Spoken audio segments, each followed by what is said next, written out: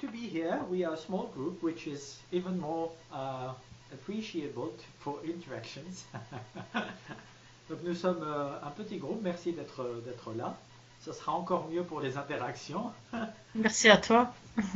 Before we start with the book from Isutsu that we already talked about, but not that deep, I would like to go step by step to go really into the argumentation of Isutsu. But before that, I would like to ask you if you have any questions from the previous sessions, since we're a very small group. Donc nous allons parler du livre de Isutsu, qu'on avait déjà vu un petit peu, l'éthique religieuse, les concepts d'éthique religieuse dans le Coran. Mais comme nous sommes un petit groupe, j'aimerais d'abord vous demander si vous avez des questions par rapport à ce qu'on a vu dans les semaines précédentes.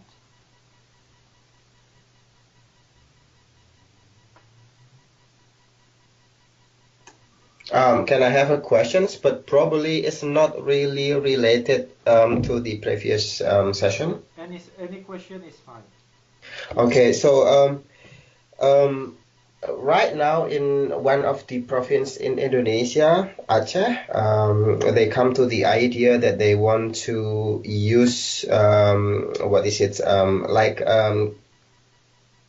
Sharia law, but what is it called? Kishos, I think. So it's like eye for eye, and then they come to the idea that when you murder people, then you have to be punished by, beheaded.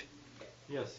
What do you think about that? I mean, from the Islamic perspective, is it really part, or let's say, is it really described in Quran, or it is just a product of culture? That's a very good question, and it's completely related to the book that we are going to be reviewing tonight. So thank you for the question. I will translate it. Donc la question de Anwar, c'est qu'en Indonésie, maintenant, il y a de plus en plus de groupes qui demandent le retour à la charia, notamment lorsque les gens sont des meurtriers. Ils disent, la charia nous dit qu'il faut décapiter les meurtriers. Qu'est-ce que tu en penses? Est-ce que c'est vraiment la charia, la loi islamique, la loi de Dieu du Coran, ou est-ce que c'est plutôt une tradition arabe? Comment est-ce qu'on argumente par rapport à ça?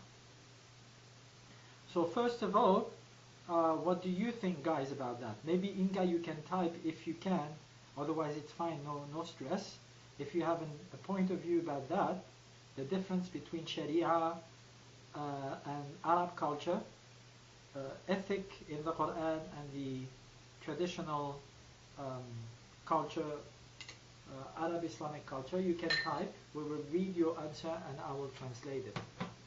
But Anwar or Rashida, you can start by telling me what do you think about that, because we already talked about that. Maybe you have some inputs more and so on. What did you get from what we said about that? So I will translate the question.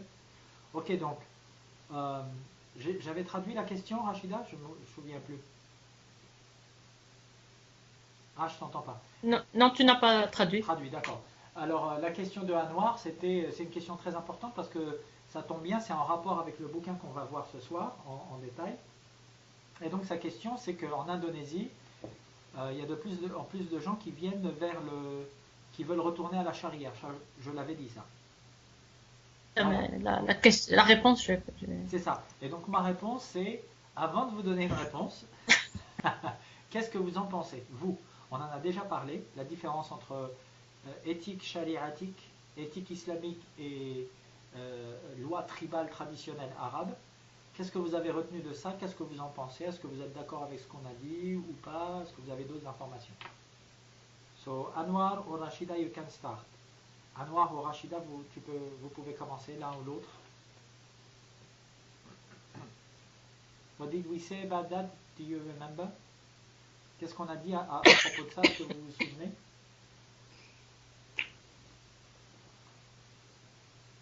Non, je ne me souviens pas. The thing that I've learned so far that Sharia is mainly a cultural product from the some societies, whether it is in Arabic societies or in some I don't know, North African or other Muslim communities. So in many ways, it sometimes doesn't have anything to do with the Quranic verses. However, my knowledge is really limited on the Quranic text on such issues. So I don't really know. However, if you ask my personal opinion, I would think that decapitating a human being is, for me, is unthinkable. I mean, why would we kill a person, a human being that is also a creature, a creations of God? And if God creates human being with love, even though they do a huge mistake, I think we should not take revenge on them by killing, for example. But I don't know. Try to give. If we have to give punishment, then try to give a punishment that is human, I think. Ok, donc Anwar dit que pour lui c'est inconcevable qu'une personne qui est aussi une créature de Dieu soit tuée, même si cette dernière a tué un autre individu. Donc pour lui, on devrait trouver d'autres solutions pour réguler ce genre de dynamique sociale, le meurtre, la violence, etc. Okay, thank you, Anwar. That's a good ethical question. But the question is now, is it Islamic? Because what you said, and it's your personal point of view, which is great. You have to affirm your point of view. But as I understand, and you are very much interested, as you told us before, into applying ethics within Islamic or Indonesian Islamic or Arab Islamic social and political context, to contradict those who are using Islam to justify their need of fascistic social dynamics regulations. So the question is, how do you make your personal point of view resonating with the ethical concepts that we have in the Quran? Let me translate. Ok, merci Anwar pour ta réponse. Je pense que c'est très intéressant d'affirmer son point de vue. Mais effectivement, tu nous dis, voilà, je pense ceci, je pense qu'il ne faut pas faire cela, etc. Et ça, c'est éthique. C'est très bien, c'est personnel. C'est aussi l'éthique, c'est aussi quelque chose qui est basé sur les convictions de tel ou tel individu. Cela dit, la question qui se pose tout de suite après, c'est est-ce que c'est islamique? Surtout toi qui poses beaucoup de questions par rapport au contexte indonésien, à la résurgence d'une certaine représentation de l'islam qui est plutôt fasciste et dogmatique. Il faut que tu arrives, il faut que nous arrivions à faire résonner notre représentation personnelle de l'éthique avec tel ou tel contexte indonésien musulman ou arabo-musulman. Donc la grande question c'est comment est-ce qu'on le fait? Parce que ces gens-là que tu as en face de toi, si tu n'utilises pas des arguments appropriés, par le biais du Coran et de la traduction du prophète, là tu as encore moins de chances d'être entendu que si simplement tu leur parles de ton point de vue personnel, qui d'ailleurs peut être jugé comme étant occidental.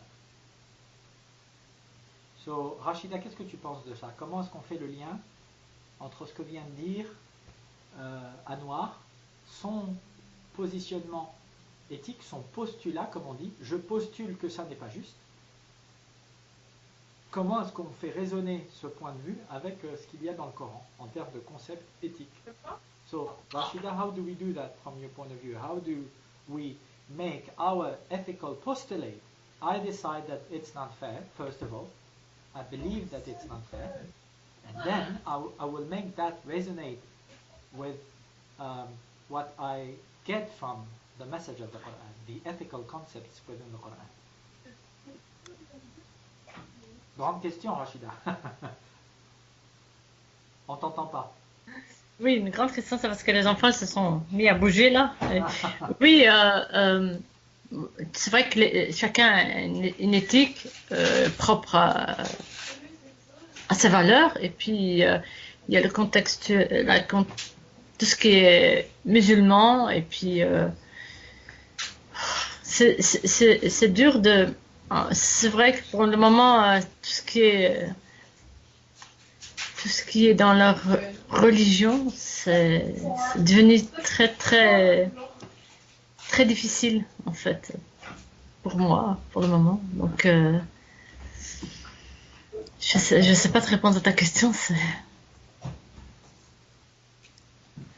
Je pense qu'il y a beaucoup de choses à déconstruire déjà. Moi, je pense que en regardant la loi islamique, on voit qu'il y a des choses qui sont pas justes quand on peut lire le Coran. On a l'impression qu'on vit dans deux choses très très distinctes. Je vais traduire. Okay, so Rashida said that it's very difficult. She doesn't have a definitive answer about a very complex question. But for sure, from her point of view, when you look at what we call the Islamic law, from her point of view, there's some things which are not fair. So we need to deconstruct all those concepts deeply at the roots of where they're coming from. Et ça c'est important, Rachida, parce qu'on avait vu, ça remonte, hein, mais au tout début, il y a 6 mois, quand on a commencé la formation, les piliers de l'islam, les piliers de la foi. Tu te rappelles, on avait dit qu'il y avait une différence entre la tradition dogmatique et l'éthique islamique. La sharia, c'est une voie spirituelle, c'est certainement pas un code civil. Donc la loi islamique, au sens où on l'entend aujourd'hui, ça n'existe pas. C'est un contresens. Oui. Ce qui est islamique doit être universel et par définition doit être changeant, adaptatif. Certainement pas sclérosé, refermé sur lui-même, exclusif, xénophobe et violent. Okay, so that's a good point, Rashida, because we talked about that almost 6 months ago when we started the training about the 5 pillars of Islam, the 6 pillars of faith. We said there's a difference between dogmatic tradition and Islamic ethic. We said that the Sharia is a path, a spiritual path towards God, towards illumination, the divine. There's no such thing as Islamic law. That's nonsense, because what is Islamic should be universal. Those should be adaptative, should be adapting to one concept that context that is by definition sociologically always evolving. So the law, like something that seen as something that will never change, never evolve, always stay the same like it was 1,400 years ago in the middle of the desert of Arabia. This is a nonsense. Okay? So that's a good start. If you agree, I can tell you a bit more about the book from Isutsu, Ethical Religious Concepts in the Quran, Toshihiko Isutsu. So Toshihiko Isutsu was a professor at the Institute of Cultural and Linguistic Studies at Keio University in Tokyo, the Imperial Iranian Academy of Philosophy in Tehran, and McGill University. He was the author of numerous books including God and Man in the Quran and Sufism and Taoism, a comparative study of key philosophical concepts. So in this book, he provides a masterful and lucid exposition of the Quran teachings and the ethical concepts within the Quran. From my point of view, this book is great, but it's still very traditional. So we're going to go through it, and I'm going to explain my point of view, why I think it's very useful, but at the same time a bit limited.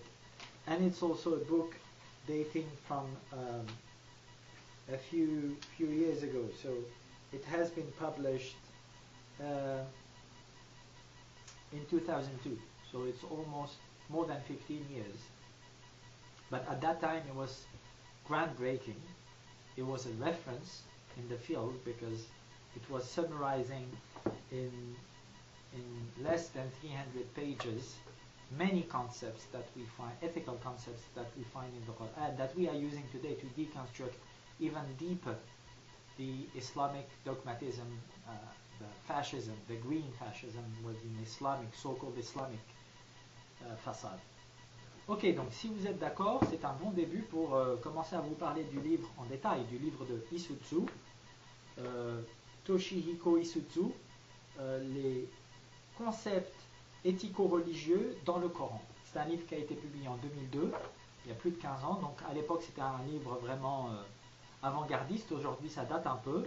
Je trouve que effectivement ce livre nous fournit une représentation très lucide des enseignements du Coran d'un point de vue éthique, mais ça reste quand même un livre assez traditionnel, pas traditionnaliste mais traditionnel parce que il ne sort pas du cadre traditionnel et dogmatique. Il étudie les concepts éthiques dans le Coran d'un point de vue du point de vue du dogmatisme musulman. Donc il n'en sort pas. Mais en tout cas, ça résume assez bien la plupart des représentations éthiques qu'on retrouve dans le Coran. Et aujourd'hui, il faut aller plus loin. Il faut aller plus loin dans ce que tu appelles, Rachida, la déconstruction de ce dogme. Et ça reste encore à faire. Donc Toshihiko Isutsu était un professeur à l'Institut culturel et linguistique de Keio, de l'université de Keio à Tokyo, également à l'Académie impériale de philosophie en Iran, à Téhéran, et à l'université de McGill aux États-Unis. Il a été l'auteur de différents livres, notamment Dieu et l'homme, l'être humain dans le Coran, ou encore le soufisme et le taoïsme, une étude comparative des concepts philosophiques clés. Okay, so in the first chapter, so this is more or less the introduction, the first chapter is called the scope and focus of the study. So he starts by stating the fact that the very nature of Quranic thought makes it necessary for us to distinguish between three layers of moral discourse. There are, in other words, three different categories of ethical concepts in the Quran. Those that refer to and describe the ethical nature of God. Those that describe the various aspects of the fundamental attitude of man towards God, his creator. And third, those that refer to the principles and rules of conduct regulating the ethical relations among individuals who belong to and live within the religious community of Islam. Ok, donc, ça, ce que je viens de vous présenter, c'était un peu l'introduction. Maintenant, le premier chapitre qui nous parle de le focus, de l'intérêt de la présente étude, de ce bouquin. Et donc, il commence par dire que la nature même du Coran, dans le chapitre 1, donc la nature même du Coran, rend nécessaire le fait de distinguer entre trois niveaux de discours éthique, de discours moral. En d'autres termes, il nous dit il y a trois différentes catégories de concepts éthiques. La première concerne la nature de Dieu. La deuxième concerne la relation entre les êtres humains, entre l'homme, dit-il avec un H majuscule, et Dieu. Et la troisième, enfin, concerne la régulation éthique des dynamiques sociales et des relations entre les individus au sein de la communauté de l'islam. Okay, so from my point of view, it's very interesting to have that taxonomic distinction between different categories within Quranic ethical concepts. But what do you think about those concepts? And do they evolve? For example, I recall ethical nature of God, first. Second, man towards God. And third, ethical relations between individuals within the community. Three categories, three ethical concepts. Are they evolving? Where are they coming from? Are they universal or not? And so on and so forth. What do you think about that? Ok, donc, d'abord, qu'est-ce que vous pensez de ces concepts? Donc je rappelle, hein, la nature de Dieu, les relations entre Dieu et les êtres humains, et les relations entre les êtres humains ensemble, entre eux, au sein de la communauté de l'islam. D'où viennent ces concepts éthiques d'abord? Est-ce qu'il a raison de les catégoriser de telle façon? Moi je pense que c'est très intéressant d'avoir ce genre de catégorie pour y voir plus clair. Et enfin, est-ce que ces concepts, ou la représentation qu'on a de ces concepts éthiques évolue, ou est-ce qu'elle est, ces représentations éthiques sont universelles, ne changent pas? Enfin, qu'est-ce que vous en pensez? Anwar, what do you think? Do you think that those ethical concepts are the same in Saudi Arabia, in Algeria, in Indonesia, in terms of ethical nature of God, man towards God, and relations between different individuals?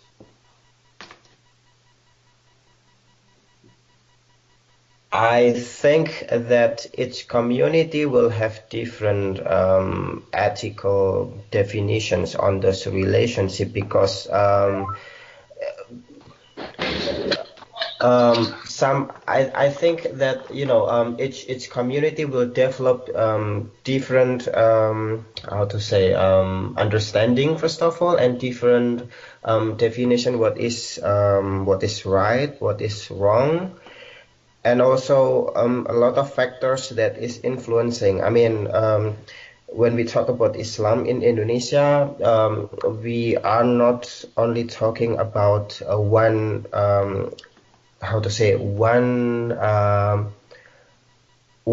Islam, but there will be a lot of Islams. I mean, there will be other cultural values, cultural norms that is influencing. For example, I come from Java, and in Java we have a mix of Islam and also Hinduism and Buddhism, in a way that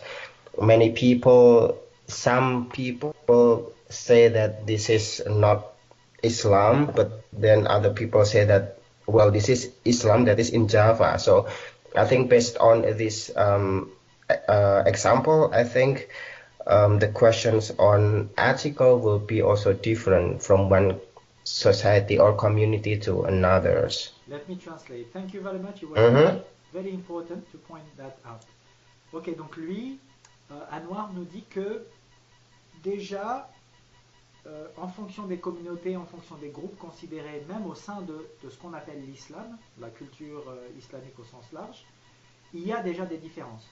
Les gens n'ont pas tous la même représentation de ce qu'est l'éthique, de ce qu'est le message éthique dans le Coran. Et on en avait parlé avec Michael Privot il y a quelques mois, lorsqu'il était venu, il y a quelques semaines, pardon, lorsqu'il était venu nous faire la présentation de son dernier livre. Donc ça, c'est déjà un point important, selon lui. Le deuxième point important, c'est qu'il y a des facteurs qui échappent au contrôle des individus ou à leur propre représentation de la morale, qui influencent aussi la représentation qu'on a du message éthique dans l'islam. Par exemple, la culture. Il a donné l'exemple de Java, d'où il vient, en Indonésie, et là-bas, il est vrai que la représentation que les gens ont de l'islam est très influencée par les échanges que les musulmans depuis des siècles entretiennent de manière pacifique la plupart du temps avec les bouddhistes, les hindouistes, etc., les autres communautés religieuses. Donc ça déjà, ça influence aussi la représentation qu'on a de l'éthique dans le Coran.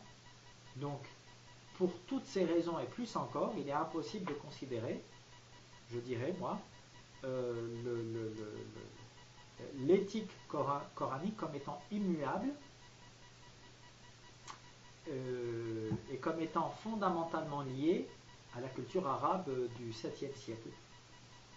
Je rajouterai aussi que dans ces facteurs qu'a cité Anwar, il faut aussi citer les facteurs économiques, géopolitiques, etc., qui influencent aussi la représentation que tel ou tel individu a de la religion de manière générale. Qu'est-ce qu'on fait de la religion dans notre société? C'est une question qui se pose à chaque génération, à chaque individu, et qui est influencée, bien sûr, par la situation économique ou la situation géopolitique. Si le pays est en guerre et ou si les gens meurent de faim, ils ne vont pas avoir la même représentation de la religion, ça c'est certain. De dire que, bon c'est un exemple un peu extrême, hein, mais il y a plein de facteurs, comme le disait Noir, qui influencent la représentation qu'on a de l'éthique islamique, en l'occurrence.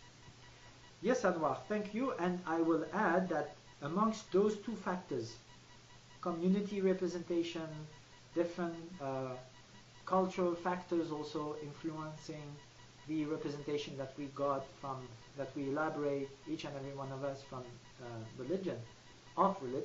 There's also economics, geopolitics, and many other factors that are also influencing the representation that we have of religion. An extreme example, for instance, if a given society is in war, at war, or starving, the population starving, of course they will not have the same representation of religion in that very particular, very extreme, very hard and violent context. So maybe you can add more if you want. I think I don't have any other idea. I mean, it's really quite complicated for me right now. So maybe I will just listen first. No, but it was very. You see, it's always very important to deconstruct in a formal, logical, organized way dogmatism and fascism to elaborate our own organized and logical and systemic. You remember we talked about that when we talked about homosexuality in the Quran and so on. We said what we have to look at that in a global way, not only in a narrow perspective from about sexuality, homosexuality. No, it has to be taken into account in a more broader perspective, because that problem of homophobia within Islam is a political problem, not a spiritual one. So we said we're going to look at it from a broader perspective and have a systemic, like a systemic representation of our sexuality, of human sexuality, generally speaking, included in that ethical system that we call Islam. So that's how we build that system, that strong, solid representation of renewed Islam, reformed Islam, progressive, inclusive Islam, by categorizing the problem and the solutions in a very logical way. Donc je lui disais, c'est très important parce que il faut déconstruire toutes ces problématiques de manière logique et systémique. On avait vu ça au moment de notre cours sur la question de l'homosexualité en islam. On a dit, c'est pas juste une question d'homosexualité ou d'homophobie chez certains musulmans. Il faut voir ces problèmes d'un point de vue plus large, prendre de la distance, de la hauteur, et considérer la place qu'on doit donner à la sexualité dans nos vies, d'un point de vue éthique, la place qu'on doit donner à la religion, à la famille, aux enfants, si on en veut, etc., etc. Donc, il faut avoir un système de pensée qui est global, l'individu dans sa globalité, c'est ce qu'on avait dit à ce moment-là, et c'est comme ça qu'on a un système éthique qui est plus solide et qui résiste aux dogmatiques et aux attaques des fascistes. Rachida, est-ce que tu as quelque chose à ajouter là-dessus?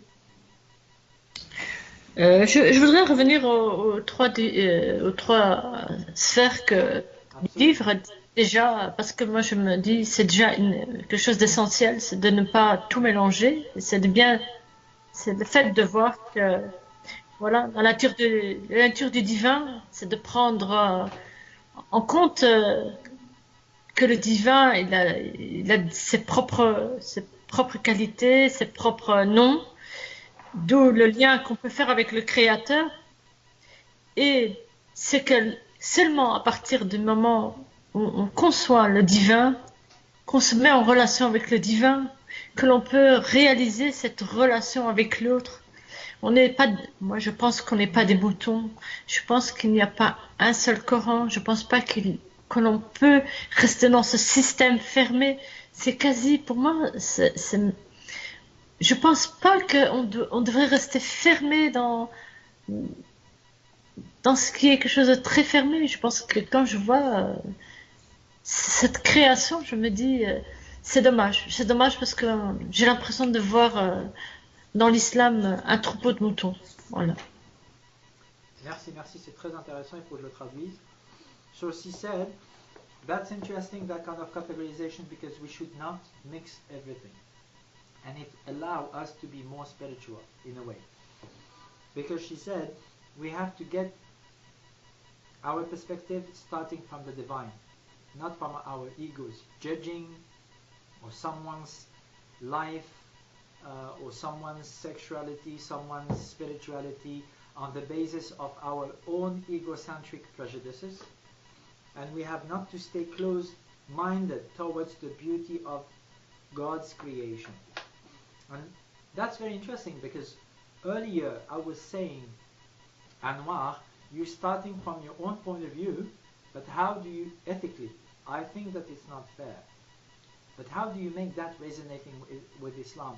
Not because you want Islam to conform to yourself, for your own perspective, but because you know that there is an universal, humanistic, loving, caring message within Islam.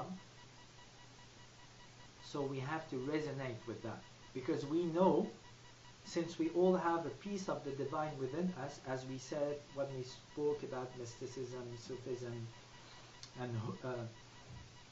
fana of the ego, we all have part of the divine within us. We know when it's ethical or not, the good and the bad things for ourselves, for others. So how do we formalize that concretely, systemically, as we said, helping ourselves with the Quran, since we know that there is universal, humanistic, peaceful representations within the ethical message of the Quran. Donc, c'est un peu ce qu'on disait tout à l'heure. Quand je disais à un noir, d'accord, tu pars de ton point de vue éthique. Je pense que ça n'est pas juste. Mais c'est très bien, parce que comme on l'a dit quand on parlait du mysticisme, le fana, l'annihilation de l'ego, et que quand on annihile son ego, ses peurs, son égocentrisme, on arrive à aller au-delà, et donc rentrer plus profondément en nous, être encore plus nous-mêmes, et se reconnecter à cette part de divin qui est en chacun d'entre nous. Et donc, le fait d'être en résonance éthiquement, spirituellement avec le message du Coran, c'est pas pour que le message du Coran s'adapte à notre propre représentation, mais c'est parce que cette part du divin en nous, c'est qu'il y a quelque chose de bon dans ce message universel, humaniste, inclusif et plein d'amour qu'est le Coran. Et donc on se dit que le Coran peut nous aider, quand on rentre en résonance avec le message du Coran, à être encore plus universel, encore plus formel, encore plus systémique dans la représentation qu'on a de l'éthique universelle à faire vivre au quotidien au sein de notre humanité. Autre chose à ajouter? Non, pas du tout. Non, merci, Mohamed. Non, merci à toi, c'était vraiment très intéressant. Thank you both, it was very interesting, your both inputs. Inga, if you want to add anything, do not hesitate to type, we will read it. I will add one thing. Je vais ajouter une seule chose. Generally, when we think about those three categories, and we already said when we spoke about Sharia and so on, that social rules have to evolve. Generally, that's what many people say. When you want to perform a deep reformation of Islam, of your representation of the ethical values of Islam, you have to understand that Islam has to adapt to a social context, which is true. But we generally almost never talk about, we did, but not that much, we almost never speak about the two first categories, nature of God and nature of the relationship between human beings and God. And I think that also has to change in order for our humanity to evolve and to be better human beings in the future, inshallah, and so on. Our relationship to God has to evolve. We talked about that when we said something about the book from Abdel Nour Bidar and Muhammad Iqbal, the fact that we are freeing ourselves since 19th, 20th century from superstitions more and more, being rational more and more, using reason more and more, and so on. But also the representation that we have of God itself, himself, herself, is evolving. So that's something we talked about, but it's good to point out, thanks to Isutsu, that those three categories are very useful because they're touching with the finger the three main topics that we are turning around and getting in and out from the beginning of our training. This is about being better human beings, having a better relationship to the divine, and understanding that part of the divine that is within ourselves even better and deeper. Ok, donc j'ajouterai simplement une chose. La troisième catégorie, les relations sociales, éthiques, etc. On dit souvent, la plupart des gens disent, quand on veut réformer l'islam, il faut comprendre que l'islam doit s'adapter au contexte social, etc., etc. Ça, c'est très important, c'est sûr. Mais j'insisterai aussi sur les deux premières catégories qu'on a déjà un petit peu survolées, mais c'est bien de le rappeler grâce à Isutsu, qui permet de le faire de manière encore plus formelle. La deuxième catégorie étant les relations entre les êtres humains et Dieu. Ça aussi, ça doit évoluer en permanence. On ne le dit pas assez. On en a parlé un petit peu quand on parlait des livres de philosophie d'Abdel Nour Bidar, de Muhammad Iqbal, le fait que notre représentation du lien à Dieu est moins un lien une relation de subordination et de soumission aveugle, mais qu'elle est de plus en plus émancipée, responsable, libre et individuelle depuis le 19e, le 20e siècle. Cette évolution très individualiste, dans le bon sens du terme, Inch'Allah, touche aussi les musulmans, touche aussi l'islam. Et enfin, la première catégorie, la nature de Dieu, ça aussi, ça évolue en permanence. Et le fait de mieux connaître cette part de divin qui est en nous, ça fait partie de cette première catégorie. C'est la première, la plus importante des valeurs éthiques. C'est le fait de connaître Dieu le mieux possible, le plus spirituellement possible. Donc ces trois catégories-là dont nous parlait Isutsu, c'est en relation avec les principaux sujets autour desquels on tourne, dans lesquels on rentre et on sort depuis le début de notre formation. Je peux parler. Et c'est bien qu'on les ait de manière formelle encore une fois.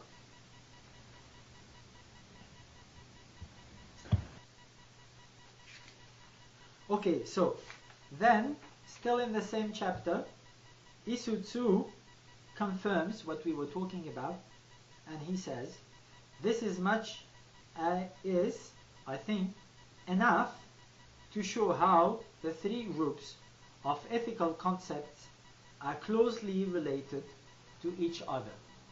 So when people tell you, no, God one side, human one side, no, all of that is intertwined. And the way you interact within one another is also, of course, part of your relationship to God, is also part of God's nature on this earth. Then he adds the fact that it has often been said that at the time of the revelation, the Arab did not yet possess an abstract concept of good and bad from his perspective. This is simply a different way of saying that the real mechanism of the Quranic moral code works on the level of primary ethical terms. The point will become much clearer if we cast a cursory glance at the so-called 5 categories of acts, ahkam, which were developed by the fiqh scholars of later ages and which represent genuine secondary ethical terms. First of all, wajib, obligatory, duties prescribed by God as absolutely necessary, neglect of which is punishable by law. Second category, mandub, recommended, duties recommended but not obligatory, fulfillment of which is rewarded but neglect of which is not necessarily punishable. Very interesting. Third category, jaiz, indifferent, actions that may or may not be done, entailing neither punishment nor reward either way.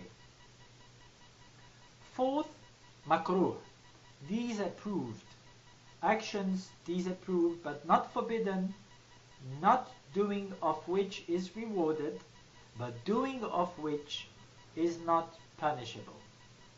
Fifth and last one, mahzur, prohibited,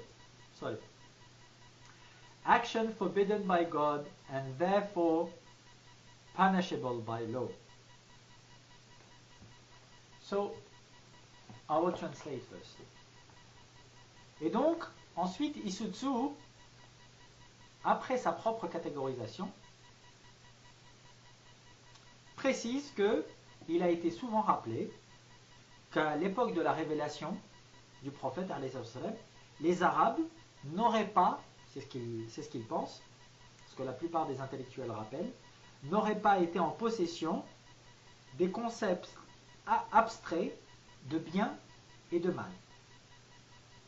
C'est simplement une façon différente de dire, selon lui, que le véritable mécanisme de la morale sous-jacent, la morale, le code moral coranique,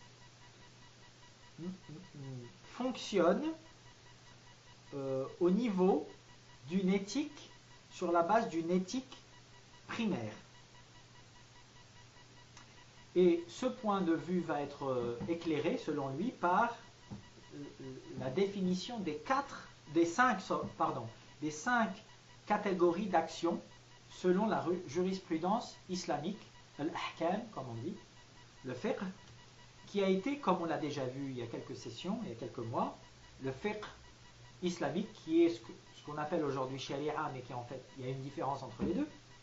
Ce fiqh, qui a été élaboré des siècles, des décennies, des siècles après la mort du prophète, considère qu'il y a donc 5 types d'actions.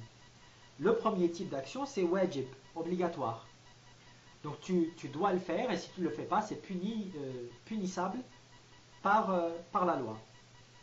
Mandoub, c'est recommandé. Donc c'est mieux de le faire, mais si tu ne le fais pas, c'est pas nécessairement punissable. Jaiz, c'est indifférent. Tu peux le faire, tu peux ne pas le faire, il n'y a pas de récompense ou de punition par rapport à ça. Makruh, désapprouvé. Donc c'est pas recommandé, mais c'est recommandé de ne pas le faire, mais c'est pas punissable. Et mahzur, donc c'est prohibé.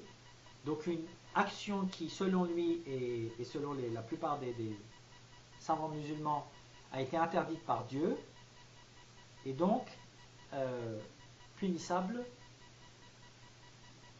par la loi. On dit aussi souvent haram. Okay, so this is interesting because already here, the first chapter, from one page to the other, we see that there's a difference between his own categorization of ethical values within the Quran and the traditional dogmatic, more than 1,000 years ago old classification of actions within the Islamic fiqh. And once again, there's a difference between fiqh and sharia and so on. So, what do you think about that? Do we need all those categories? Where are they coming from? Of course, it has been justified throughout centuries by this verse of the Quran is saying this, so it should be like this, and the other verse is not saying exactly the same thing, so it should be categorized like that. Okay, but is it useful in your everyday life as a Muslim? Is it useful for you, and do you still use those categories, you personally, of wajib, mandub, jaiz, makruh, mahzour, haram? Do you use those categories? Ok, donc, déjà là, d'une page sur l'autre, on tourne la page et on voit que il fait une distinction entre les trois piliers de l'éthique islamique, selon lui, qu'on trouve dans le Coran, et les 5 catégories d'actions catégorisées en fonction du fait qu'elles sont plus ou moins recommandées, plus ou moins interdites, selon la jurisprudence islamique. Donc, d'où ça vient? Parce que c'est encore utile pour vous en tant que musulmans. Bien sûr que la plupart des savants musulmans qui ont utilisé ces catégories à travers les âges ont justifié que le fait de catégoriser les actions différemment, ça vient de tel verset du Coran qui dit que plutôt c'est plutôt pas bien, et tel autre verset du Coran qui dit que c'est vraiment pas bien, etc., etc. Donc ils ont fait une différenciation entre les différentes appréciations qu'ils ont trouvées dans le Coran. D'accord, mais est-ce que vous trouvez que c'est encore utile? Est-ce que vous utilisez personnellement dans votre vie de tous les jours ces 5 catégories? Wajib, mandoub, jaiz, makruh, haram ou mahjour. Anyone? Quelqu'un veut commencer? J'ai envie de dire non, pas du tout. Non, parce que le contexte a changé, mais c'est comme si... c'est un contexte de 360 degrés, quoi. C'est plus d'actualité. Tout change. C'est rien d'immuable. Je pense que même Dieu dirait la même chose. Dieu a fait tout est dans le changement. Il n'y a rien de figé. Je trouve que c'est loin. C'est loin. Ça fait pas partie du 21e siècle. C'est tout. Merci. Excellent. J'adore la façon dont tu le dis parce que tu as failli dire Dieu a fait un chemin ou quelque chose comme ça. Et tu as dit Dieu a fait la même chose, effectivement. Et ça c'est très intéressant parce que ça veut dire que c'est aussi la volonté de Dieu, cette évolution. C'est pas Satan, c'est pas la mauvaise modernité qui doit être critiquée, reformulée, évoluer, améliorer, tout ce qu'on veut, mais qui n'est pas mauvaise en soi. Donc ça c'est très important parce que effectivement si le contexte a changé, si nos dynamiques sociales et politiques ont changé, si on a des codes civils, ce qui n'était pas le cas à l'époque, ça aussi ça a changé, si on n'est plus à vivre dans des tribus isolées les uns des autres, d'une communauté à l'autre, à risquer sa vie dès qu'on change de quartier ou on change de ville, c'est plutôt une bonne chose. Donc ça veut dire que ces régulations sociales, politiques, éthiques, la représentation qu'on en a, elle a évolué pour le meilleur. Pas toujours, mais de manière globale, pour de meilleures sociétés, moins violentes, plus égalitaires, même s'il reste encore beaucoup à faire. Et donc, effectivement, tu nous dis que cette catégorie, selon toi, ne servent plus. Déjà, simplement parce qu'effectivement, on a un code civil qui vient empiéter sur ces ahkam. Ahkam, c'est pas forcément des catégories d'action. Et le hikm, c'est le jugement, finalement. Mhm. Et le jugement aujourd'hui, il n'y a plus de tribunaux islamiques. Le jugement, c'est la cour de justice. On est tous pareils, qu'on soit chrétien, juif, musulman ou athée, on est tous jugés pareils. Donc ce code civil, cette loi civile, la République, le fait que nous soyons tous des citoyens, des citoyennes égaux les uns entre les autres, déjà ça pose problème. C'est une forme, qu'on disait il y a quelques semaines, une forme de schizophrénie pour ceux qui veulent utiliser encore cette jurisprudence islamique qui a été produite et écrite par des êtres humains. Et qui doit évoluer et s'adapter au contexte dans lequel on vit, effectivement. Je pense que si on reste dans ce contexte, dans la logique, je pense que même être vraiment fermé d'esprit, celui-là qui dirait que le prophète sallallahu alayhi wa sallam, il s'adressait à chaque personne différemment. Alors on dirait que le prophète sallallahu alayhi wa sallam avait un double, même un triple, un quadruple discours alors. il s'adaptait à chaque tribu, à chaque personne. Il n'y avait jamais deux choses identiques dans ses paroles. Absolument, excellent. Et ça, c'est un point supplémentaire. Non seulement ça évolue depuis 1400 ans, c'est impossible de ne pas en tenir compte, sinon, comme on l'avait dit, on est en contradiction avec cette éthique qu'on veut défendre, et on fait comme Anwar le dit dans certains pays, on veut revenir à des normes moyenâgeuses qui ne sont plus adaptées, et donc on crée de l'injustice tout en prétendant vouloir la combattre au nom de la justice. Donc c'est vraiment de la schizophrénie, la dysphorie, comme on dit d'un point de vue psychologique. Et en plus, à l'époque même du prophète, il paraît assez clair de dire qu'il était guidé par des principes d'égalité, de justice, d'amour, de collaboration, d'entraide, etc. Mais qu'il n'avait pas une idée arrêtée, préconçue et préjugée, ou superstitieuse, dogmatique ou patriarcale, de l'éthique. Il s'adaptait, c'est ça aussi la définition même de l'intelligence, il s'adaptait à la personne qu'il avait en face, à la tribu avec qui il devait négocier, etc. Donc même l'exemple même du prophète, c'est le contraire du dogmatisme. Okay, I will translate that. So Rashida said that the context has changed, so it's impossible to use those categories anymore for her in our everyday life. She doesn't do that anymore. And she said that even God had decided for us to go along that path.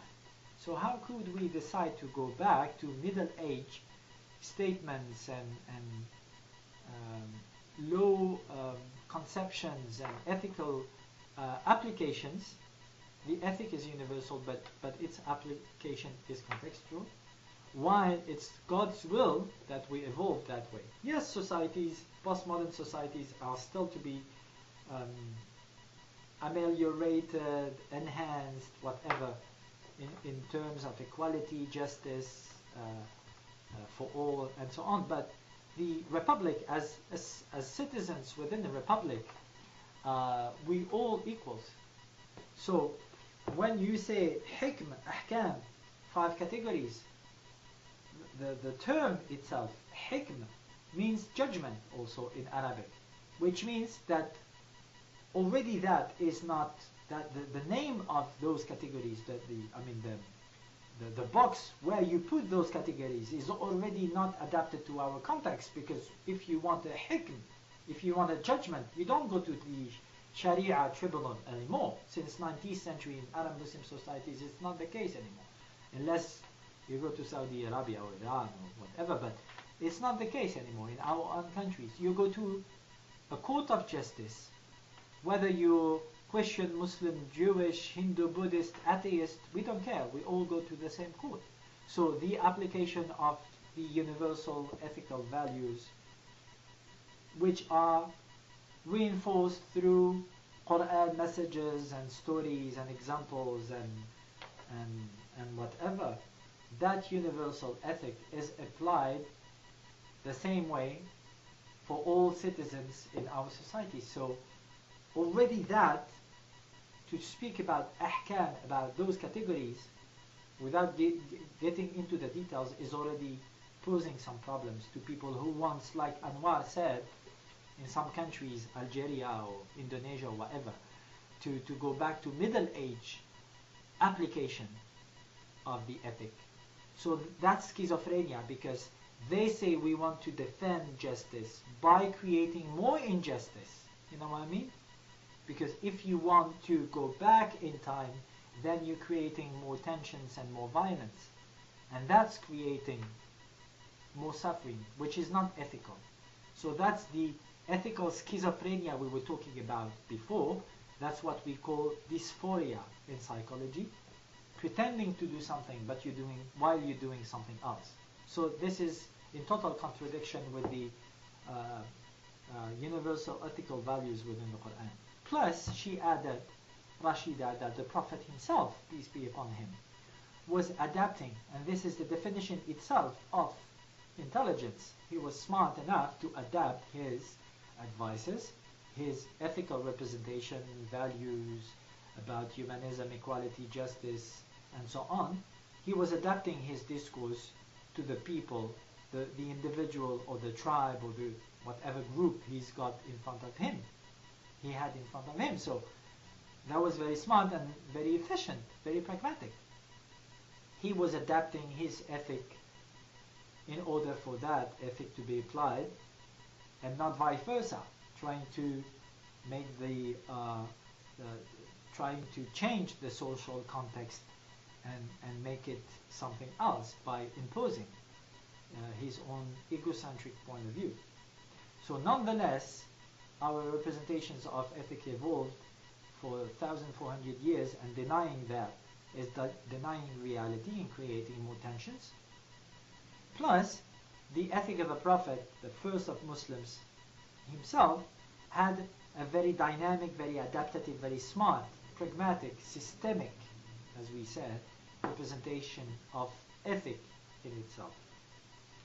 Anwar, would you like to add something? Okay, please correct me if I'm wrong, because I got a little bit difficulties to follow. So when we talk about categorizations, like our relationship with God and our relationship with other human being, in some way, probably categorizations will make things easier. However, I think in many ways that we start to categorizing things, actually the risk is really big that, you know, the thing that we try to categorize becomes so rigid, and it will limit us to finally adapt if something's new coming. So for example, like what I understand is that Quran gives a guideline, which means a guideline is something that is flexible, but it has a certain goal, certain objective. For example, like being respectful, being kindness. But to achieve these goals is flexible, and when we make a category, then we already set something very rigid. So if we do not follow this rigid setup, basically people will judge that we do something wrong. And I think that is the big risk if we categorizing something. So I think I don't know. I would not agree if we have to categorize our relationship exclusively with God and our relationship exclusively with human separately, because I think we can have a good relationship with human when we have a good relationship with God. So it's like understanding human is understanding God, and understanding God is also understanding human. I think that's what comes to my mind right now. Thank you. I will translate and then excellent input. I will translate and then comment on that point of view. Ok, donc Anwar, lui nous dit, but that's excellent, you know, because we are speaking now about epistemology, not etymology anymore, but epistemology. Etymology, where those words, which are describing the categories, are coming from. You know what I mean? What was the intention? Why did they use ahkam and wajib and haram and halal? Why did they put those labels on those concepts, ethical concepts, in order to apply them within this or that category? But now we're going even deeper, or before that, which is epistemology, where the knowledge of those ethical values is coming from, which is even higher analysis, deeper analysis of our topic. So that's excellent. I'm going to go back to that. Just translating first. Ok, donc là, Anwar nous parle d'épistémologie, ce qui est très intéressant parce que là, on était en train de parler des ahkam, donc des catégories.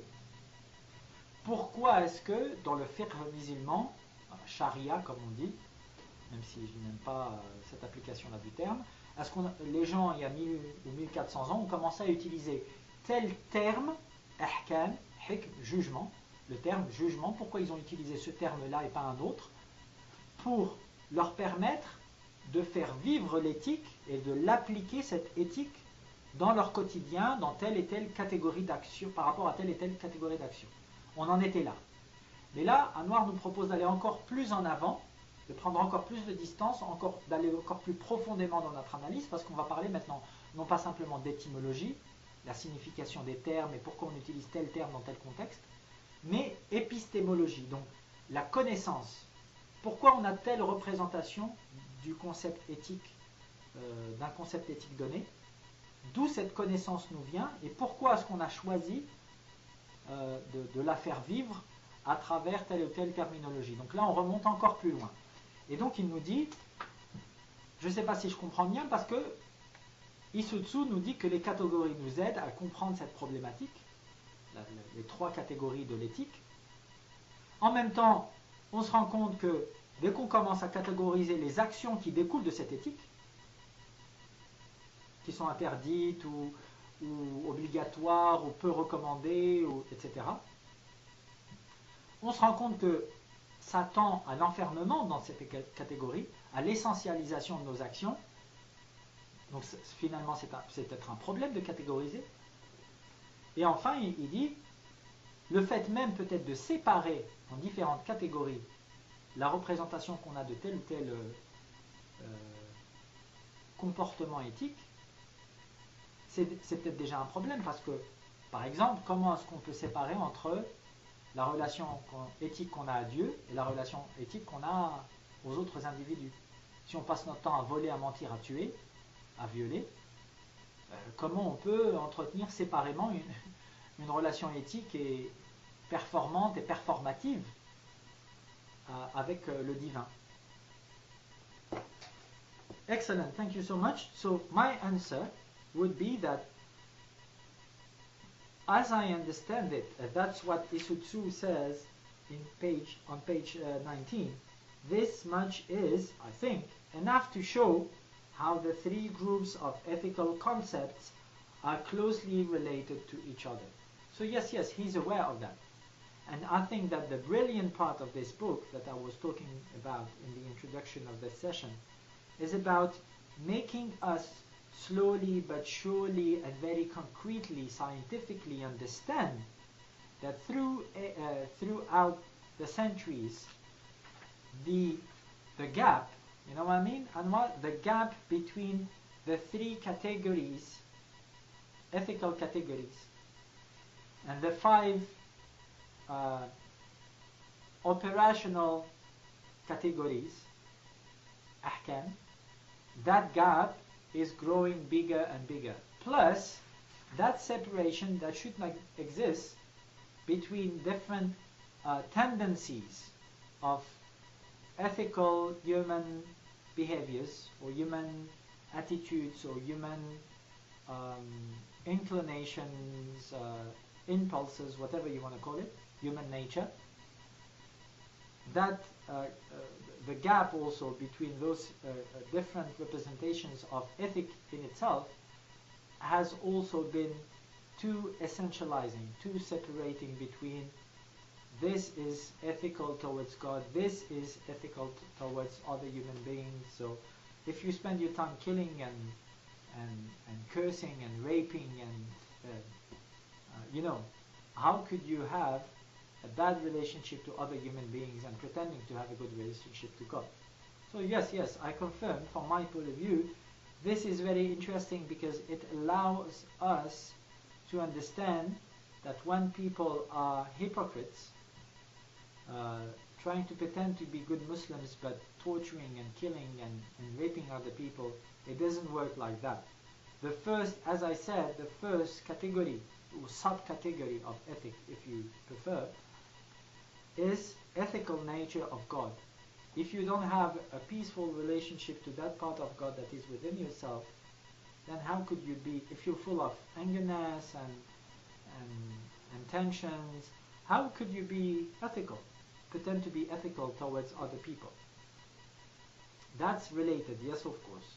So I do agree that it's only schematic, and it is good because it is showing us that the gap between different ethical values is growing when You know, Tawheed, as we said a few weeks ago, Tawheed is about unity of God. God should be everywhere. Not only at the mosque or the church or the Buddhist temple or whatever. God, the divine spirit, inspiration should be applied everywhere in our everyday life. So that's very interesting, yes, epistemologically and etymologically. So in terms of what is our representation of ethic, and how do we express it verbally, language, and how do we apply it? So here also we see that ethics should be everywhere, between God and us, within us, with other people, and it's not that easy just to tell people, you know, as easy as telling people you should do this, you should not be doing that, and then you'll be an ethical human being. No, it's much more spiritual, much more deeper than that. So that's also part of the reform that we are undertaking nowadays. Ok, donc, ma réponse, c'est que selon moi, Isutsu, dans son livre d'ailleurs, page 19, comme je vous le disais tout à l'heure, nous dit que il lui paraît clair, selon lui, que ces trois catégories de l'éthique dont il nous a parlé sont intrinsèquement liées. On ne peut pas passer son temps à voler, à violer, à tuer et dire « Ah non, mais je suis en paix avec Dieu ». Simplement parce que, déjà, la première catégorie de l'éthique selon Isutsu, c'est l'éthique de la nature qui concerne la nature du divin. Donc, tant que vous n'êtes pas en paix avec, tant qu'on n'est pas en paix avec cette part de Dieu qui est en nous, comment est-ce qu'on peut être en paix avec ce qui nous entoure? Et donc, cette catégorisation très stricte entre différentes formes d'éthique, je donne à Dieu, à la mosquée, au temple bouddhiste, à l'église, mais le reste du temps, je peux faire n'importe quoi avec les gens, ça ne marche pas, c'est pas éthique. Et Isutsu, je pense, c'est pour ça que c'est très intéressant ce bouquin, nous démontre de manière scientifique, pragmatique et systémique le fait qu'au fil des siècles, la représentation de l'éthique a été galvaudée, dévoyée. Et qu'il ne suffit pas de dire aux gens, vous faites ceci, vous ne faites pas cela, et vous serez des gens bien. Abstenez-vous de faire le mal, faites le bien, et puis et ça suffira. Non, l'éthique, pour vivre le Coran au quotidien, comme le prophète le faisait dans sa vie, alayhi salatu wassalam, c'est quelque chose, c'est une démarche beaucoup plus profonde, beaucoup plus spirituelle. Et encore une fois, ce fossé qui s'est créé au fil des siècles entre l'éthique et l'action, qui est censé être drivé, qui est censé être élaboré en fonction de notre représentation de l'éthique, ce fossé entre nos convictions et nos actions, cette hypocrisie, finalement, cette schizophrénie, elle s'est aggravée depuis quelques temps, parce que, encore une fois, on a l'impression qu'il suffit de faire ceci ou de ne pas faire cela pour être quelqu'un de bien. Mais c'est bien plus profond que ça, la spiritualité, bien sûr. Anwar, maybe I can leave you reading what Inga is writing.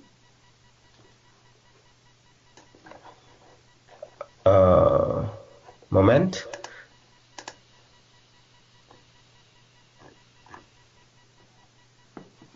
I don't see anything on the chat box. Is it? I see it. Uh-huh. Skype and chat box. Yeah, I only see the last message was from you, Salam sister, and that's all. Okay, I'm sending it to you once again.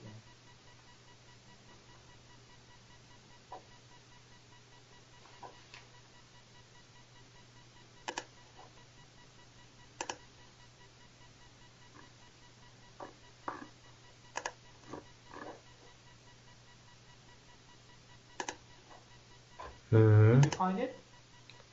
No, it's still not there. No, it's not possible. You should see my message. I just sent it to you again. You're not on the right chat box. No, I'm. Again. No, it is not there. I'm opening my chat box. It's the last message was still from you on 1940.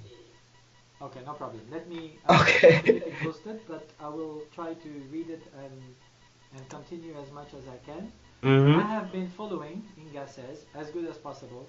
I think that the people developed these categories didn't believe them to be eternal or practiced 1,000 years later, but they can be useful, especially in focusing on preferable acts which could otherwise be overlooked. Okay, okay. What do you think about that, Anwar?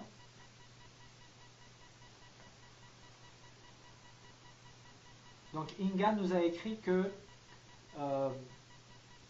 elle pense que les gens qui ont développé ces catégories ne pensaient pas qu'elles seraient éternelles et qu'elles seraient encore pratiquées 1000 ans après qu'ils les aient élaborées. Mais ces catégories peuvent être utiles, surtout quand il s'agit de se concentrer sur ce qui est préférable, les actions préférables, puisque ces actions sinon seraient abandonnées. So I will give an example, Inga, and you tell me if I'm right. For example, tasbih, which is like doing dhikr after salat with your fingers or whatever. So you start reciting dua, invocations, good words like La ilaha illallah, there is no God but the divine.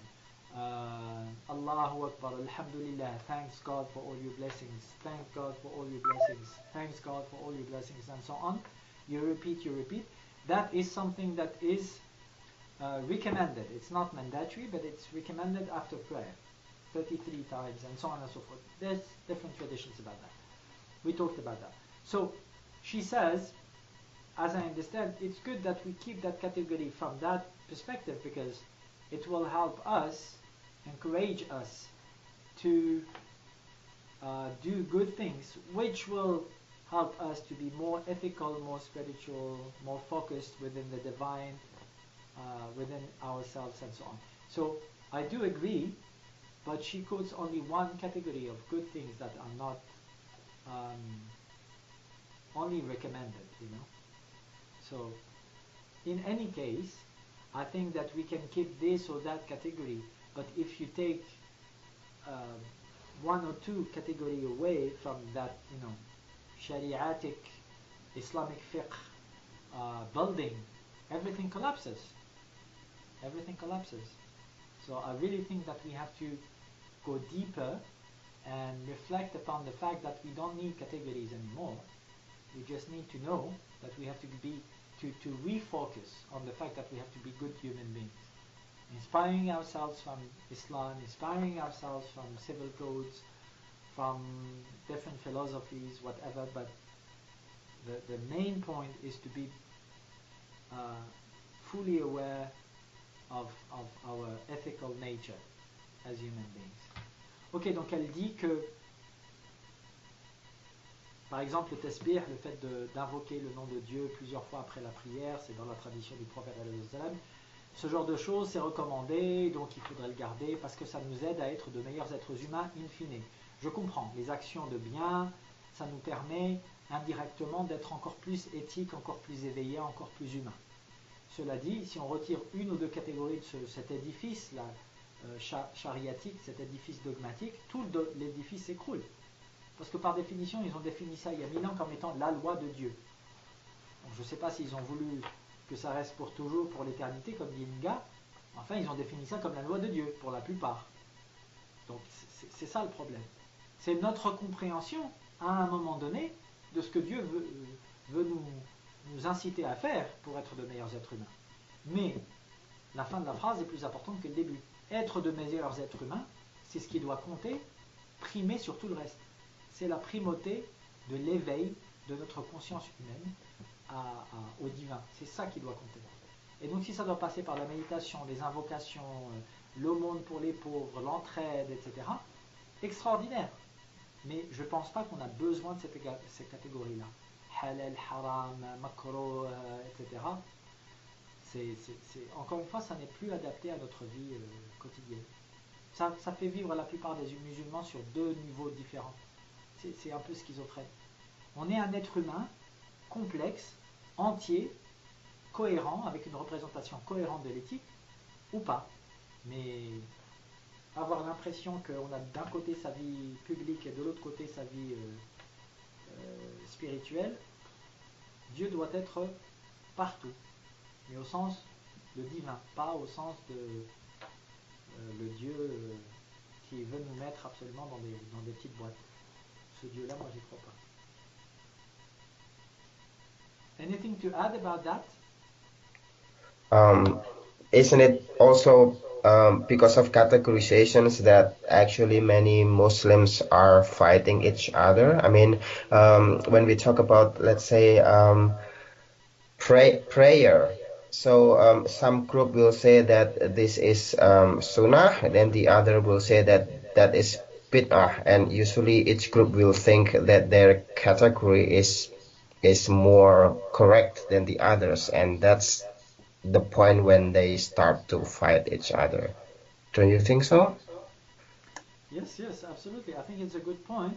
And Isutsu, in the conclusion of this chapter that I will read now, is talking a bit about that. So that's a good point, because then language starts to be politics. You know what I mean? Yeah. Yes, yes. So it's very, very important, as you said, to go through that epistemological analysis. What do we mean by ethics? And then etymological analysis. Why do we describe this with that category like this, with that term, not the other, and so on? And then a sociological analysis.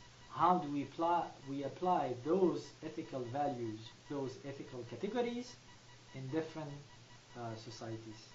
It's very important. Otherwise, we lose power and we become slaves of dogmatism, fears, tensions, schizophrenia, and it starts to be negative politics. Absolutely. People fighting for language. Could you believe it? Yeah, it happens all the time, unfortunately. Ok, donc Anwar nous dit oui, mais c'est à prendre avec beaucoup de précaution parce qu'effectivement, les gens à la fin commencent à se disputer et à s'entretuer, même parfois sur ces questions-là. Comment est-ce qu'on catégorise ceci, cela, dans quelle boîte on met telle ou telle action? Et ils commencent à s'entretuer en se disant ah, toi tu n'es pas musulman, toi tu n'es pas un bon musulman, etc., etc. Donc je vous dis oui, c'est pour ça que c'est très important de passer par toutes ces étapes épistémologiques, analyse épistémologique, comme on disait, l'analyse de c'est quoi l'éthique, d'où ça vient, qu'est-ce qu'on entend par éthique. Vous n'allez pas me prendre pour un idiot, moi je veux savoir. Deuxième analyse, analyse étymologique, le langage. Pourquoi j'appelle telle catégorie de l'éthique comme ça, halal, haram, telle autre comme ça, etc. À quoi ça sert, d'où ça vient, pourquoi? Il faut poser ces questions-là. Et troisième type d'analyse, sociologique maintenant, comment est-ce qu'on applique ces catégories éthiques, ce concept éthique catégorisé de manière différentielle dans nos sociétés, dans différentes sociétés. Sinon, effectivement, les gens commencent à s'entretuer sur du langage par rapport à des mots. Ils se tuent, ils s'entretuent pour des mots. Et ils disent c'est ça l'éthique, c'est ça le divin. Effectivement, donc il faut vraiment beaucoup réfléchir à ces questions-là, étape par étape.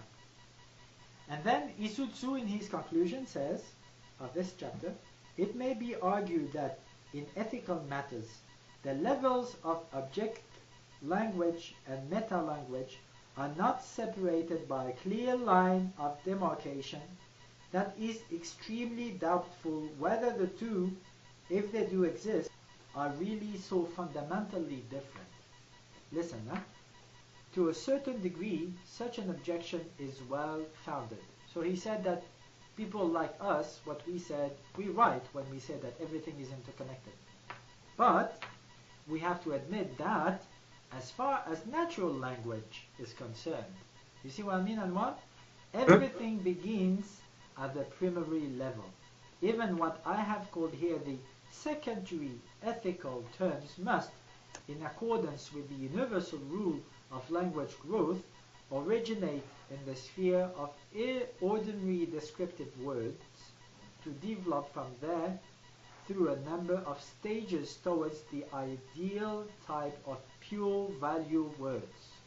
So the label of those ethical values, ethical categories have to be chosen very carefully and evolve while we are evolving and our societies are evolving. This is more or less what he says.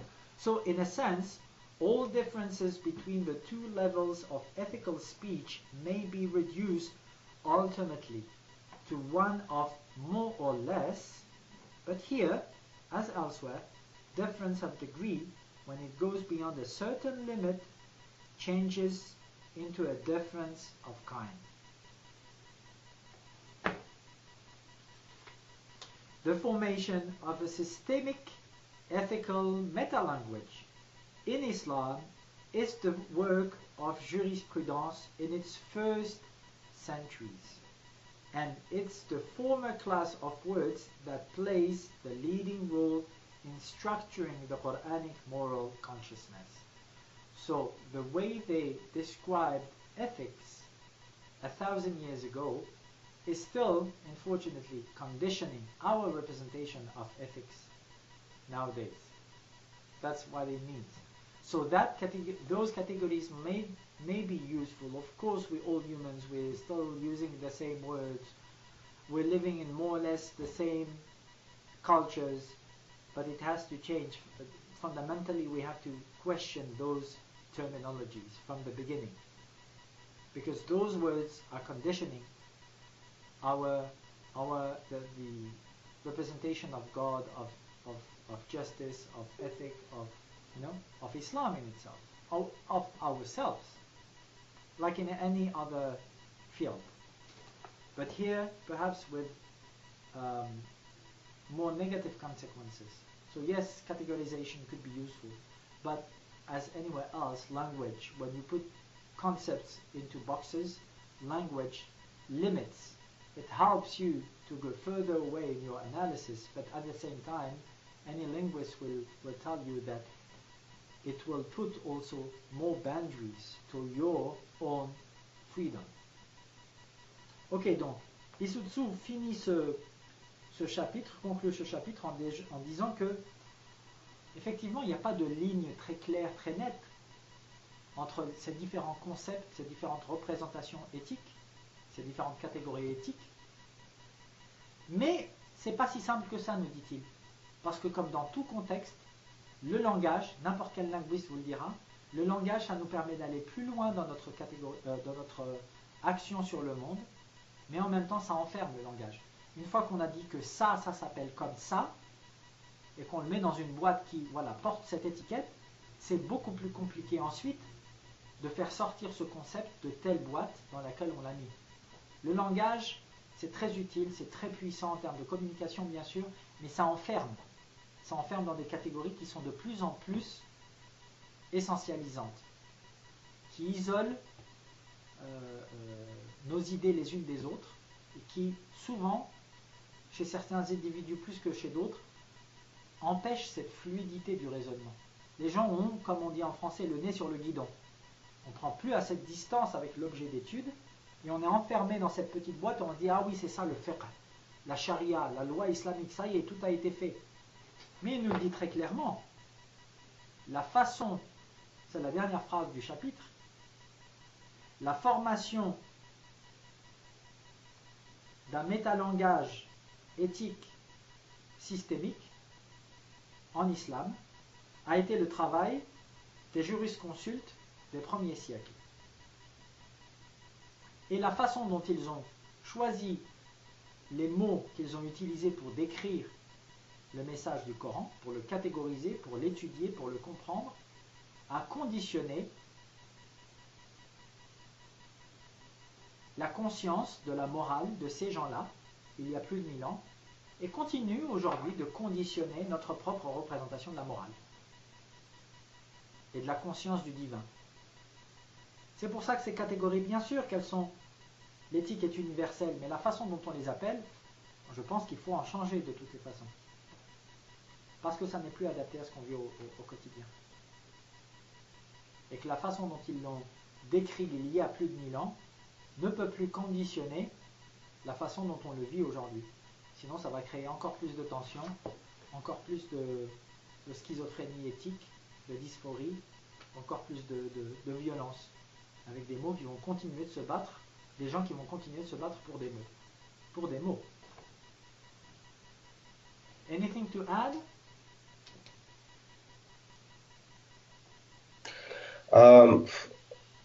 Can I what is it say my personal problem at this moment? Please, yes, yes. Okay, so you say that also in the conclusions of the books that language is basically power. So those who master a language, basically they possess a power.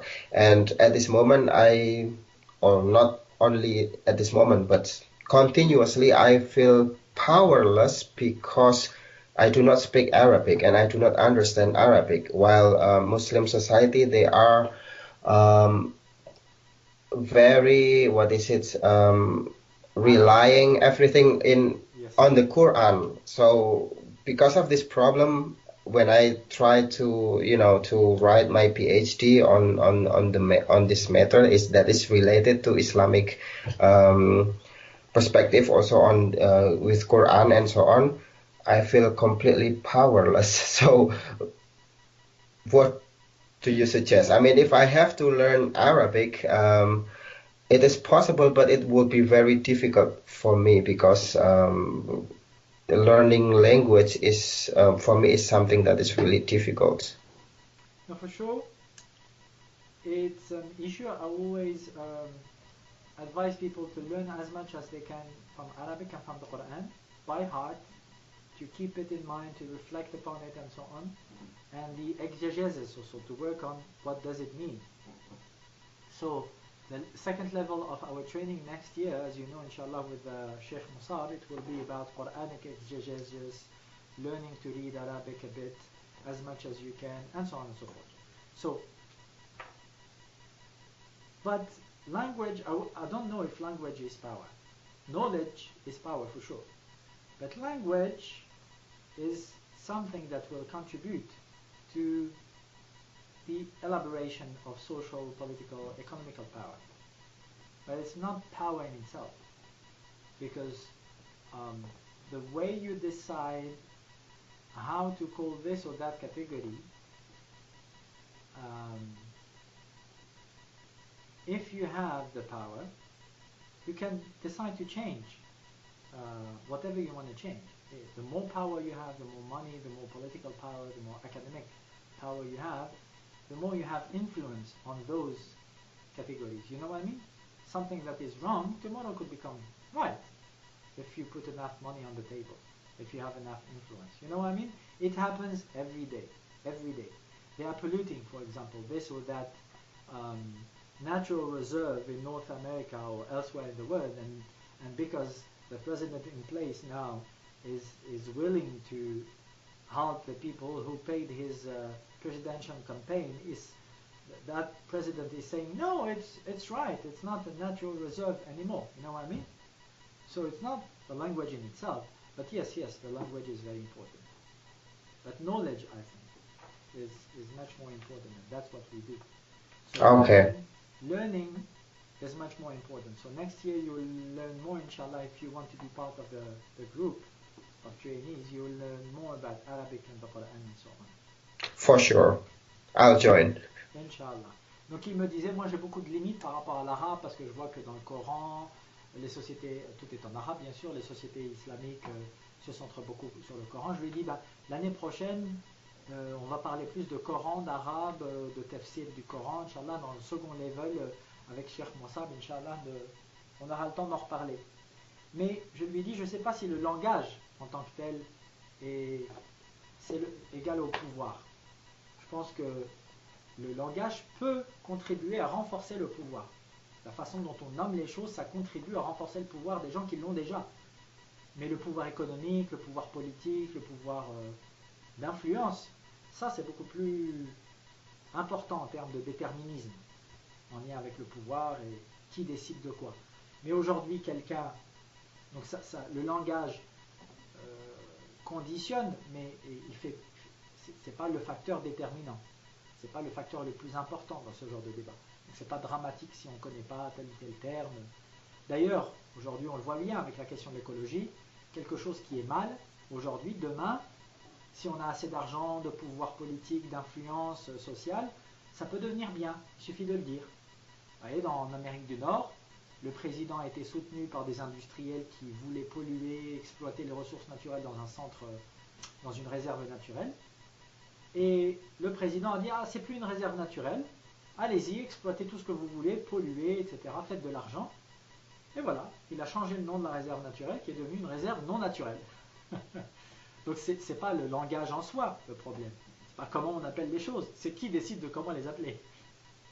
Donc si vous mettez assez d'argent sur la table et que vous avez assez d'influence politique, n'importe quoi peut s'appeler autrement demain. Hein. Donc le langage, bien sûr que c'est important, mais c'est pas non plus le facteur déterminant. Rachida, quelque chose à rajouter? Non, juste que, enfin, parce que c'est vrai que quand tu dis il faudrait déconstruire tous les aspects dogmatiques du haram, du halal, mais oui, tout, que ce soit dans le positif ou dans le négatif, je pense que tout ça aujourd'hui est mal utilisé. Donc, je pense qu'il faudrait arriver à un moment donné déconstruire et réutiliser peut-être une autre manière. C'est comme je peux dire, tout le monde peut atteindre la grâce divine. Mais quand on rentre dans une pratique, quand on rentre dans quelque chose d'automatique, le mot La ilaha illallah, il est vide de sens. Il n'y a plus la même vibration que au début de l'islam que maintenant.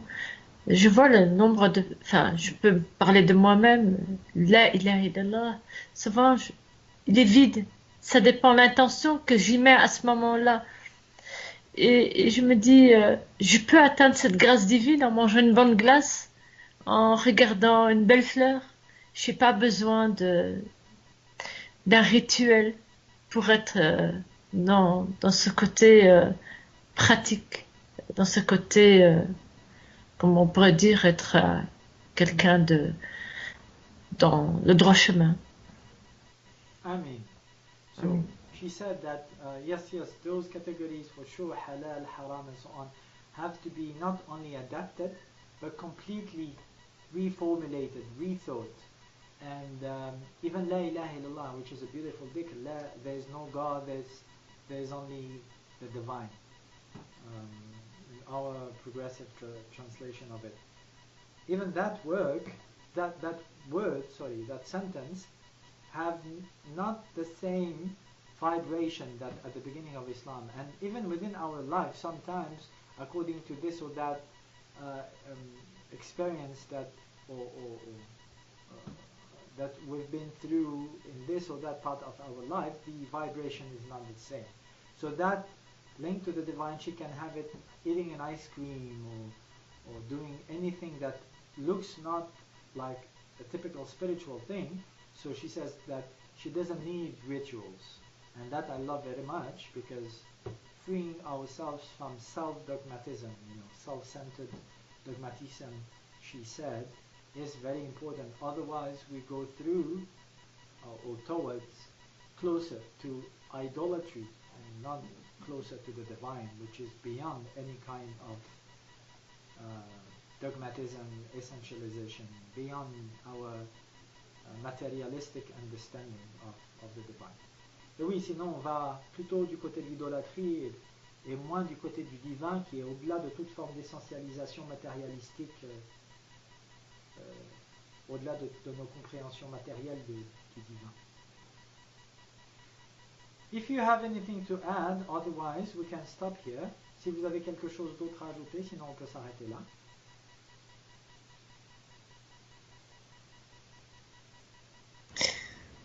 Juste merci déjà. Merci à toi Ludovic. Et je voulais dire que au-delà d'être homosexuel et de pouvoir intervenir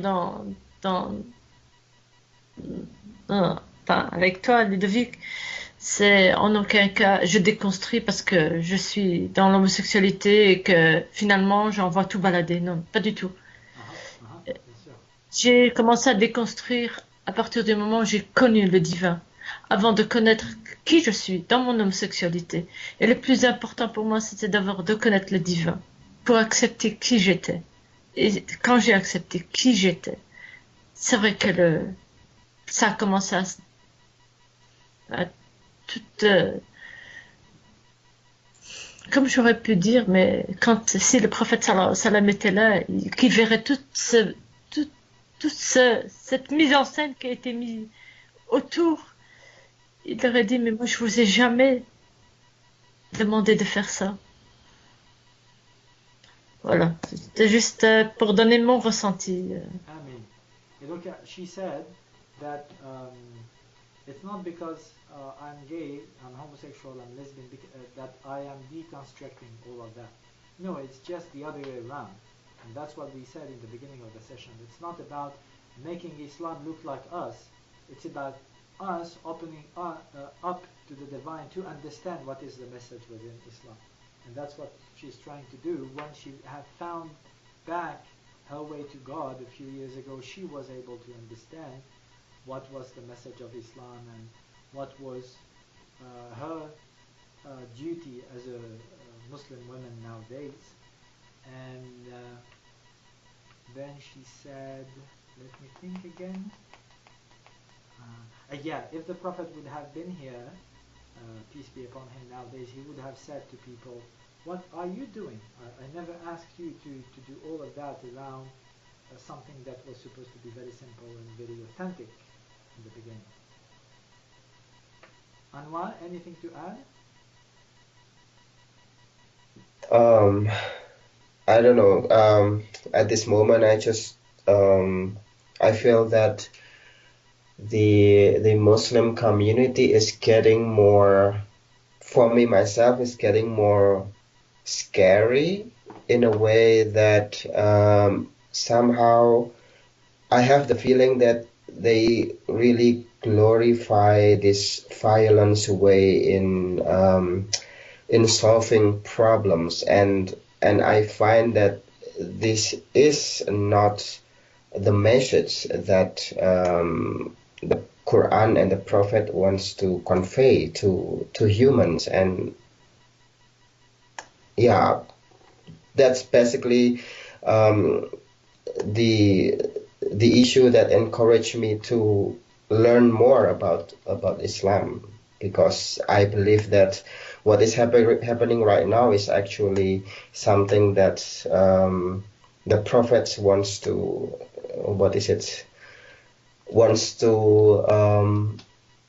improve at that time, that humans have to evolve being a real human, not humans that is killing each other or harming each other or making each other suffer. So yeah, that's what I'm trying to do right now, to learn more and to find what is really the message. Oui, alors il disait effectivement, je pense aussi que c'est dans cette perspective que je m'inscris, de comprendre quelle est l'éthique qu'a voulu porter le prophète alayhi salam, qu'il n'est pas venu pour dire aux gens de se tuer les uns les autres ou de se discriminer les uns les autres, et donc d'essayer de revenir à un islam plus authentique. Et c'est tout un travail effectivement qu'il est en train d'entreprendre en ce moment. Thank you, Anwar. Just. Thank you. I mean, let's hope we'll all be able to achieve that beautiful mission that you described. Amen. Amen. سبحان ربك رب العزة عما يصفون وسلام على المرسلين والحمد لله رب العالمين. Peace be on messengers, and thanks God for all your blessings, and peace and love to you, and see you soon. La paix soit sur les messagers. Merci mon Dieu pour tous tes énormes bienfaits. Peace and love à vous, et à très bientôt, Inch'Allah, la semaine prochaine. Merci. Un binôme. Est-ce que vous savez qui fait le binôme la semaine prochaine? Faudra voir ça avec les autres.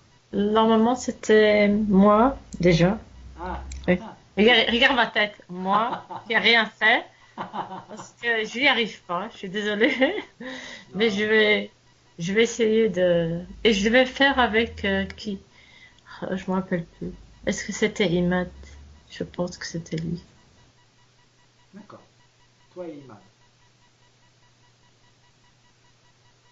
Mais je vais t'embêter cette semaine hein, Ah parce ben, que embête-moi, c'est bien.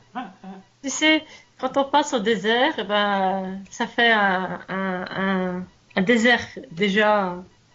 Voilà, non, j'ai dû enlever des couches et des couches encore une fois.